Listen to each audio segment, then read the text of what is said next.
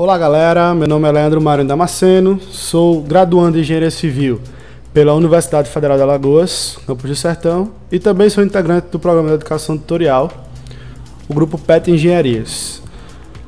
Hoje eu vou falar sobre o Sistema Australiano de Lagoas de Maturação. Lagoas de maturação é uma alternativa de tratamento de esgoto, dentre outros. E antes de falar desse sistema específico, que é o Sistema Australiano de Lagoas, eu vou falar um pouco sobre generalidades apenas sobre lagoas de maturação. Entre a definição de lagoas, nós podemos dizer que é uma escavação taludada que permite altos tempos de atenção de esgoto e não precisa de nenhuma mecanização. E esse sistema apresenta algumas vantagens e desvantagens em relação aos outros tipos de sistema de tratamento de esgoto. Dentre as vantagens nós temos um baixo custo de implantação, simplicidade no projeto e operação e baixo custo energético. Como eu disse, a não necessidade de mecanização contribui para essa vantagem. Dentre as desvantagens nós temos: necessita de grandes áreas por ser lagoas, e lagoas são, de modo geral, grandes. Possui algas, pode possuir, na verdade, algas no efluente final, e possui maus odores na lagoa anaeróbia. Por quê? Porque a lagoa anaeróbia produz o biogás. E dentro do biogás existe uma certa porcentagem de ácido sulfídrico que é o responsável, em grande parte, por esse mau odor. Aqui nós temos um exemplo de um sistema de lagoas de maturação que fica em Lagoa da Prata, em Minas Gerais. Dentre as lagoas de maturação, nós podemos citar três tipos de lagoas. O primeiro tipo são as lagoas anaeróbias, que possuem um formato tronco-piramidal e em seu corte transversal possuem um formato de trapézio. Elas possuem maiores profundidades para que haja predominância da digestão anaeróbia, porque em grandes profundidades não há possibilidade de o oxigênio natural da atmosfera atingir. Dessa forma, há a possibilidade, torna-se viável, que haja a digestão anaeróbia. Também podemos citar lagoas facultativas, que são lagoas do mesmo formato das lagoas anaeróbias e possuem uma forma de tratamento duplo, ou seja, na sua superfície existe a fotossíntese. A fotossíntese é sinônimo de oxigênio, ou seja, na superfície da lagoa há uma predominância do tratamento aeróbio. Já nas suas profundidades, o oxigênio dissolvido não consegue chegar e há a predominância da digestão anaeróbia. E também podemos citar as lagoas de maturação, que possuem menor profundidade que as outras duas, e ela é mais utilizada para a desinfecção. Agora sim eu vou falar sobre o nosso sistema específico, que é o Sistema Australiano de Lagoas. O Sistema Australiano de Lagoas é composto pelo tratamento primário de grade e caixa de areia para remoção de sólidos grosseiros e areia propriamente dita. Uma sequência dos três tipos de lagoas que eu acabei de exemplificar aqui. Primeiro, a lagoa anaeróbia, que age como lagoa primária. Depois, as lagoas facultativas, que recebem um efluente da lagoa anaeróbia. E depois parte para desinfecção nas lagoas de maturação. Vale salientar que as lagoas anaeróbias e as lagoas facultativas produzem lodo, então tem que ter um certo cuidado com o manejo desse lodo durante a operação. Aqui temos um exemplo de um sistema australiano de lagoas localizado em Franca, São Paulo. Nós podemos ver aqui a sequência das três lagoas, como eu acabei de falar. Na foto não dá para ver o tratamento primário, mas ele existe.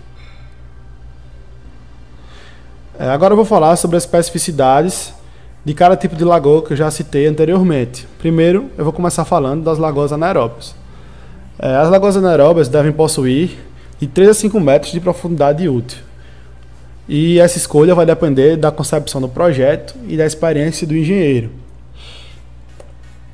Deve possuir também condições de anaerobiose. Essas condições são possuir altas profundidades, como eu já expliquei antes, e altas cargas orgânicas. Por que altas cargas orgânicas? Porque essas altas cargas inviabilizam a produção de algas fotossintetizantes. E como já disse antes, fotossíntese é sinônimo de oxigênio no sistema, o que é tóxico para a digestão anaeróbia e não é interessante para esse tipo de lagoa. Deve também possuir escuma na superfície, porque a escuma ela impede que o oxigênio natural da atmosfera se dissolva no nosso substrato, o que também não é interessante para o nosso sistema. Esse tipo de lagoa possui remoção de DBO de 40% a 60%, depende das condições do local, e possui um tempo de detenção hidráulica de 3 a 6 dias. Como eu disse já, essa definição também depende da experiência do engenheiro e das necessidades do local. A taxa de aplicação volumétrica de DBO, que é a relação entre a concentração de DBO e o volume da lagoa, nesse tipo de lagoa deve ser de 0,1 a 0,4 kg de DBO por metro cúbico dia. A taxa de aplicação superficial de DBO deve ser maior que 1.000 kg de DBO por hectare dia. Essa taxa de aplicação superficial é a relação entre a área superficial da lagoa e a carga de DBO. Agora vamos falar um pouco sobre os detalhes de projeto. Nas lagoas anaeróbias deve haver uma distribuição de entradas e saídas de esgoto, pois não pode haver apenas uma entrada e apenas uma saída, por ser um sistema de grandes dimensões. Deve haver um rebaixo de 0,5 até L/4 para o acúmulo de lodo. Esse L/4 diz respeito ao comprimento da lagoa. Esse L, na verdade. Deve haver estudos geotécnicos para projetar essa inclinação de taludes para que não haja problemas em relação à estabilidade desses taludes. A razão entre comprimento e largura deve ser de 2 a 3. Essa definição vai depender muito da experiência do engenheiro e das condições do local. Se você tiver um terreno pequeno para construir uma lagoa anaeróbia, você deve manejar dentro desse intervalo as condições de dimensionamento. Já partindo para a parte do dimensionamento específico das lagoas anaeróbias, nós primeiramente devemos determinar ou conhecer dados de vazão. Por que determinar ou conhecer? Porque às vezes nós já conhecemos esses dados, mas em grande maioria, principalmente na concepção de lagoas, deve-se determinar a partir do estudo de população essa vazão local, essa vazão média. Também deve-se conhecer a concentração de DBO, que é determinado por ensaios de laboratório, e para isso calcular a carga de DBO. A carga de DBO pode ser calculada pela seguinte equação, onde a carga é igual à concentração de DBO multiplicado pela vazão média encontrada ou já conhecida. O cálculo do volume das lagoas é efetuado da seguinte maneira: volume é igual ao tempo da tensão hidráulica multiplicado pela vazão média. Esse tempo da tensão hidráulica, como eu já disse anteriormente, deve ser estimado entre 3 a 6 dias. Aí, tendo a carga, o volume e o TDAH, podemos calcular a área em meia profundidade, daqui a pouco eu explico melhor o que é essa área em meia profundidade, da lagoa anaeróbia, onde essa área é igual ao volume sobre a altura. Essa altura, que é representada pelo H, geralmente é adotado em projetos como 4 metros. Tendo essa área em meia profundidade, nós podemos encontrar o cálculo das dimensões em meia profundidade, onde a razão L sobre B é de 2 a 3. Então, com a área, nós podemos fazer um sisteminha e encontrar essas dimensões.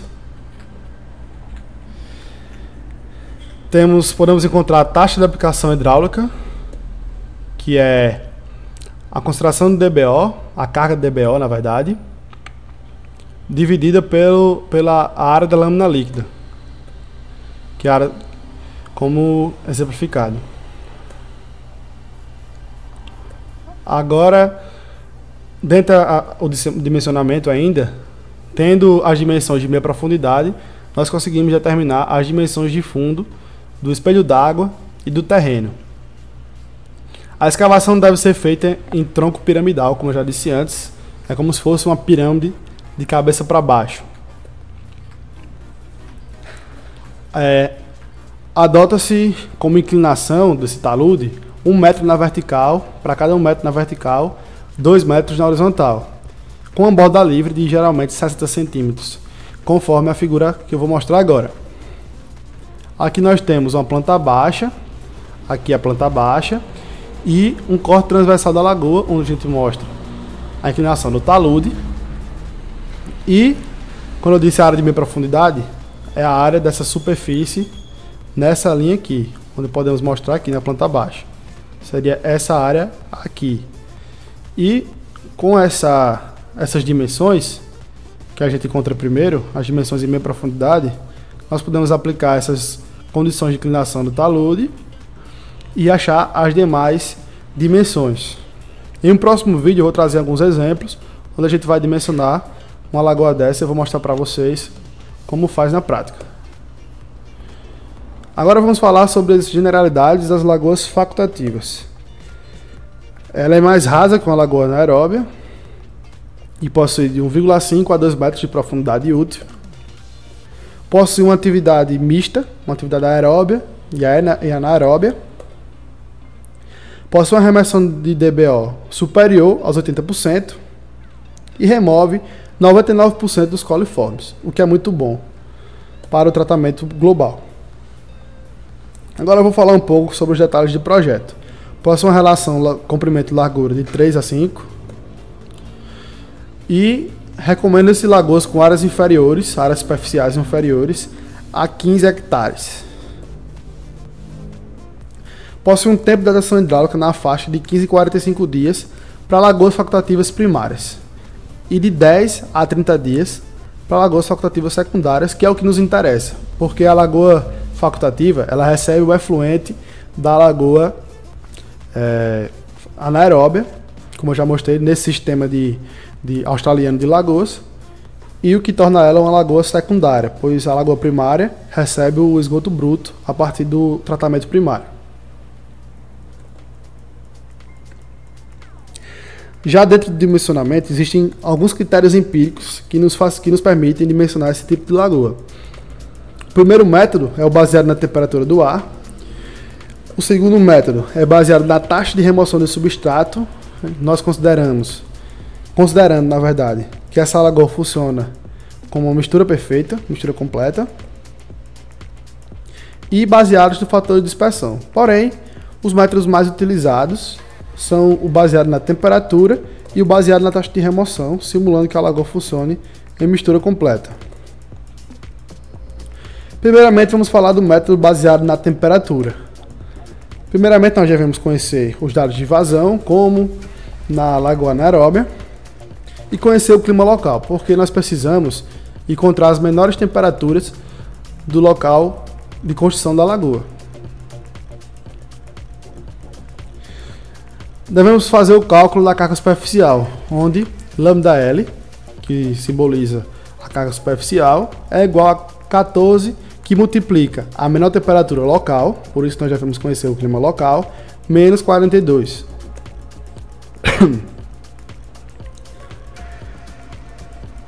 Com isso, nós podemos fazer o cálculo da área superficial, que é igual a área, que significa área, igual carga de DBO, dividido por λL. Essa carga de DBO é o que nós mostramos lá no dimensionamento das lagoas anaeróbias. Porém, nós devemos considerar a eficiência da lagoa primária, porque a lagoa primária, que no caso do sistema australiano é a lagoa anaeróbia, remove certa carga de DBO e lança o seu efluente na lagoa facultativa. Ou seja, Essa carga de DBO ela é referente ao esgoto bruto, mas para a lagoa facultativa você deve descontar a eficiência da lagoa anaeróbia, que no caso é a lagoa primária. Agora nós vamos falar um pouco sobre o cálculo das dimensões da lagoa facultativa nesse método baseado na temperatura. Aplicamos a razão L sobre B de 3 a 5 e geralmente, nesse caso, adota-se 3, mas vai depender muito, como eu já disse, do local de instalação da lagoa e da experiência do profissional. Para o cálculo do volume e o tempo de detenção hidráulica, nós temos que o volume é igual a área em meia profundidade vezes a altura, com um TDH igual a um volume sobre a vazão. Agora eu vou falar um pouco sobre o dimensionamento das lagoas facultativas no método baseado na remoção de substrato, ou seja, indicando que a lagoa funcione como mistura completa. O que é mistura completa? Mistura completa significa que em qualquer ponto do interior da lagoa ela vai possuir a mesma concentração do parâmetro analisado. Nesse caso, o parâmetro analisado é a DBO, então, por ela ser de mistura completa, por nós adotarmos essa condição, dizemos que em todo lugar dessa lagoa nós temos a mesma concentração de DBO. Para isso, para aplicar esse método, nós precisamos fazer um balanço de massa total do sistema, onde nós temos uma entrada de uma vazão inicial e de uma concentração de DBO inicial, e que sai uma concentração final, uma vazão final e uma concentração efluente, que é a concentração de saída de DBO. Aqui nós temos o balanço de massa, onde a entrada menos a saída do sistema, mais ou menos a reação, é igual ao acúmulo. Em tratamento de esgoto, o acúmulo é zero, como mostramos aqui. Essa reação, como nós tratamos de uma remoção de matéria orgânica, nós adotamos que esse mais ou menos é negativo, ou seja, a reação é negativa, conta como saída. Não, vou falar de novo. Começar de novo. Dentro do dimensionamento de lagoas facultativas, pelo método baseado na remoção de substrato, nós vamos considerar que a lagoa funcione numa condição de mistura completa. O que significa isso? Significa que em cada ponto dessa lagoa, qualquer ponto que você tirar uma amostra dessa lagoa, ela vai ter a mesma concentração de DBO.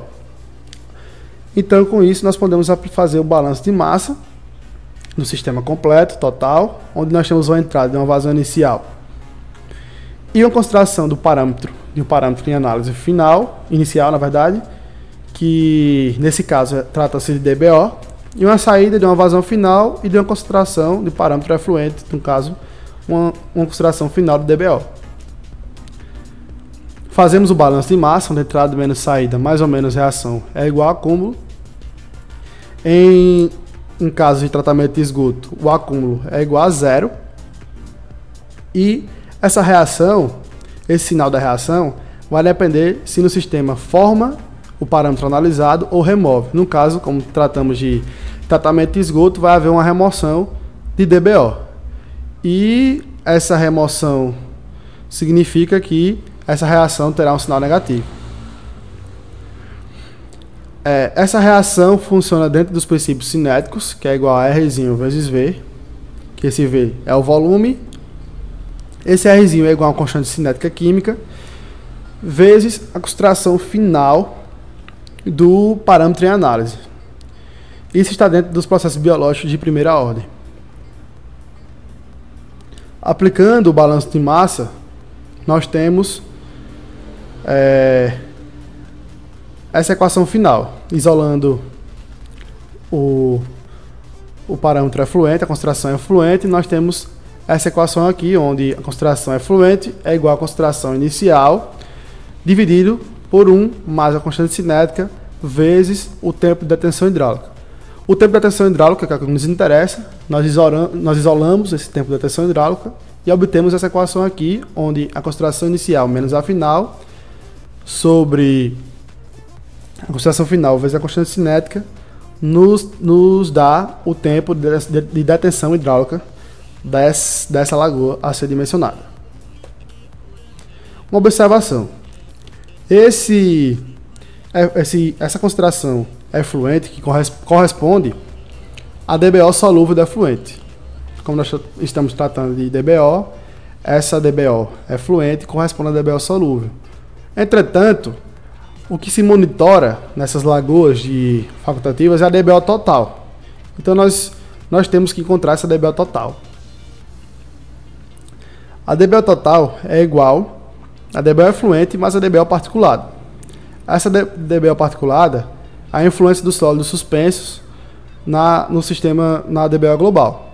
Então, em uma relação empírica, nós temos que essa DBO particulada é igual a 0,3 a 0,4,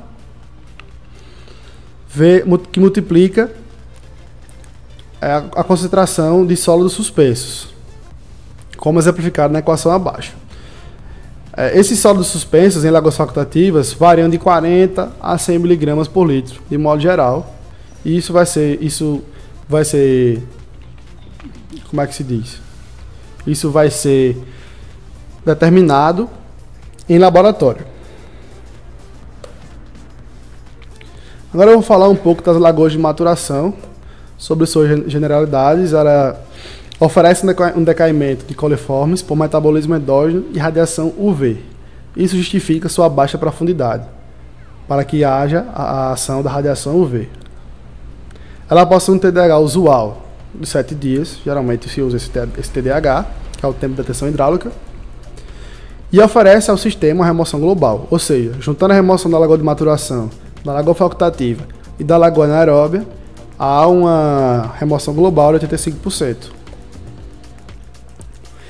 E pode-se utilizar uma razão de comprimento e largura de 3 ou mais, a depender do local onde será instalada essa lagoa. Aqui nós temos um exemplo de como essa lagoa funciona. Aqui é a entrada de esgoto. Nós temos aqui a zona aeróbia, que é o que predomina nesse tipo de lagoa devido à sua baixa profundidade. Nós temos aqui a ação do vento, que oferece uma certa aeração no substrato devido à dissolução do oxigênio natural. E nós temos aqui a ação endógena de algas fotossintetizantes que produzem oxigênio e libera gás carbônico pelo processo da fotossíntese. E aqui nós podemos ver a ação da radiação UV, que oferece um decaimento bacteriano e alimenta as bactérias fotossintetizantes, o que oferece uma boa eficiência para esse tipo de lagoa. Então é isso, galera. Eu agradeço pela atenção de vocês.